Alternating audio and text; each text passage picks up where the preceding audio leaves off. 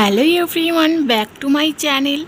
তোমরা সব কেমন আছো? আশা করি ভালো আছো। হ্যাঁ, আমরাও অনেকটাই ভালো আছি তোমাদের ভালোবাসায়। তো অনেকটাই ভালো আছি। তো আজ ব্লগটা স্টার্ট করলাম সকাল 9টা থেকে। তো সকলকে জানাই গুড মর্নিং। তো আজকে বিরিয়ানি বানাতে চলেছি, ভাবছি আজকে বিরিয়ানি খাবো। তো এই যে আলুগুলো আমি ভালো করে ফ্রাই করে ভেজে নিয়েছি। হ্যাঁ, আমি কাঁচা আলুই ভালো করে ভেজে নিয়েছি, কারণ কাঁচা আলু যদি ভেজে না হয় তাহলে বিরিয়ানির মধ্যে টেস্টটা কিন্তু বেশ মাংস থেকে আলুটাই বেশি ভালো লাগে খেতে। আর এটা হচ্ছে আলুর যে জলটা, সেই জলটা আত্তরে যে জলটা, সেই জলটা আমি কিন্তু ফেলিনি, এটা রেখে দিয়েছি। আর এদিকে বসিয়ে দিয়েছি ভাতের জন্যে এই জলটা। এর মধ্যে একটি তেজপাতা ভেঙে দিয়েছি, আর এই যে জায়ত্রী এসব দিয়েছি। আর এই যে এটা হচ্ছে চিকেন। তো চিকেনটা কষা করব। তো চিকেন ভালো করে কষতে থাকছি। আর চিকেন বিরিয়ানির সঙ্গে একটু চিকেন দেবো আর একটু বাটিতে করে তুলে রাখবো, মানে বলতে গেলে চিকেন কষা। হ্যাঁ, তো সেই চিকেনে মশলাটা এখনও দিইনি। চিকেন কষাটা তুলে নেওয়ার পর তারপর কিন্তু আমি বিরিয়ানি মশলাটা অ্যাড করব চিকেনে। তাহলে যেহেতু বিরিয়ানির সঙ্গে চিকেনটা দেবো, তো বিরিয়ানি মশলাটা না দিলে তো তোমার হবে না। তাই আগে থেকে আমি বিরিয়ানি মশলাটা কিন্তু দিইনি, যেহেতু চিকেনে একটু কষা তুলে নেব, সেই জন্য একটু অফেট করেছি, একটু পরে দিয়ে দেবো। তো আমি চিকেনটা তুলে নেওয়ার পর বাকি চিকেনের আমি বিরিয়ানি মশলাটা দিয়ে দেওয়ার পর বেশ এই যে স্লো করে রেখেছি ভালো করে, আর একটু গন্ধটা যেহেতু পুরো চিকেনের মধ্যে যেন ছড়িয়ে পড়ে। আর এদিকে দিয়ে দিচ্ছি 4টা ডিম সেদ্ধ, কারণ আমাদের আজকে লোক আছে, মানে সদস্য বলতে পারো। তো 4 জনের জন্য প্রত্যেকটি একটি করে ডিম তো সেদ্ধ করতে বসিয়ে দিয়েছি। আর বিরিয়ানির সঙ্গে চিকেনের বিরিয়ানির সাথে যদি তোমার এগ যদি না হয় তাহলে কিন্তু বিরিয়ানিটা বেফালতু হয়ে যায়, খেতে একদম কিন্তু ভালো লাগে না। বিরিয়ানির সঙ্গে আমার মনে হয় চিকেন তো মাছ তো বটেই, তার পাশাপাশি যেরকম সালাডটা দরকার সেরকম কিন্তু এগটাও দরকার। তো ভাতটা এদিকে ফুটে এসছে প্রায় হাবার মুখে।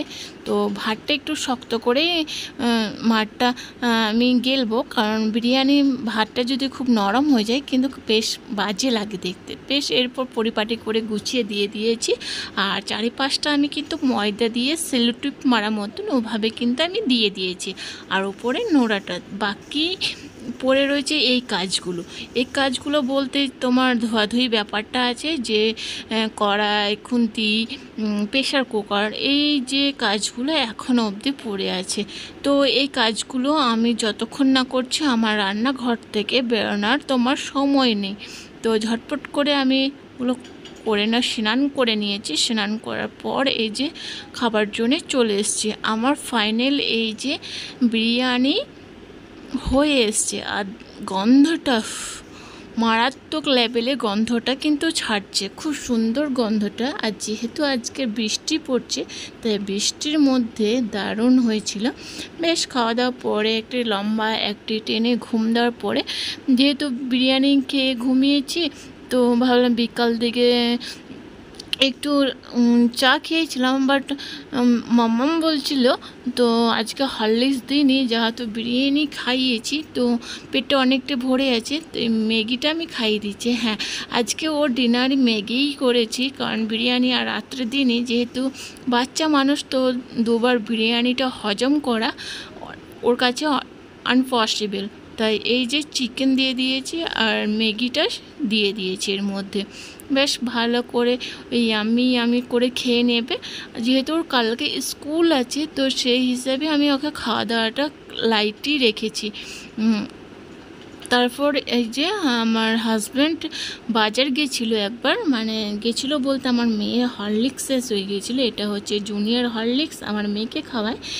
এটা 2 থেকে 6 ইয়ার বয়সদের বাচ্চাদের খাওয়াতে পারো। এই হরলিক্সটা কিন্তু অনেক ভালো, আমার মামাম খায়, বেশ উপকারী বাচ্চাদের এই হরলিক্সটা। আর হরলিক্স কেনার সময় তোমাদেরকে বলে রাখি, যে কোনো জিনিস যখন মার্কেট থেকে এখন কিনবে, অনেক মার্কেটে যেহেতু অনেক ফেক বেরিয়েছে, তাই অতি অবশ্যই আমাদের এই নাম্বার দেখে রাখা দরকার। আর এই হরলিক্সটার দাম নিয়েছে 225 টাকা। তো এই যে 400 গ্রামের এটা হরলিক্স, তো 500 নয়।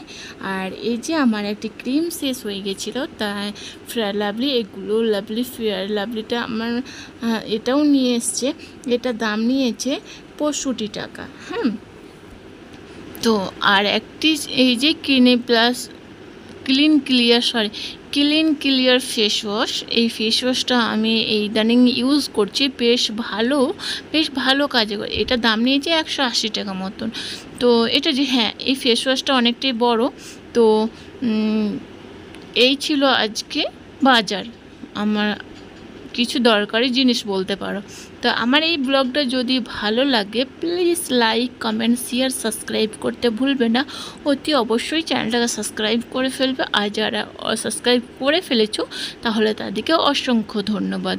তো এই যে তারপর মানে আমার শ্বশুরমশাই, মানে আমার মামামের দাদু বলতে পারো, তো এটা ওর দাদু গিফট করেছে। কারণ ইদানিং খুব বৃষ্টি পড়ছে, মানে সকাল হচ্ছে খুব টিপটাপ বৃষ্টি পড়ছে। তো সকালে তো মর্নিংয়ে স্কুল যায়, তো স্কুল যাওয়ার সময় যত হেলমেট লাগাক না কেন মাথায়, তাও কিন্তু বডিতে বৃষ্টি টাচ করছে, তো সেজন্যই ঠান্ডা লেগে যাবে ভয়ে। আর পোতাপুতিনটা একটু দাদু দিদির কাছে একটু বেশি ভালোবাসা, বেশি পিয়ারি হয়ে ওঠে।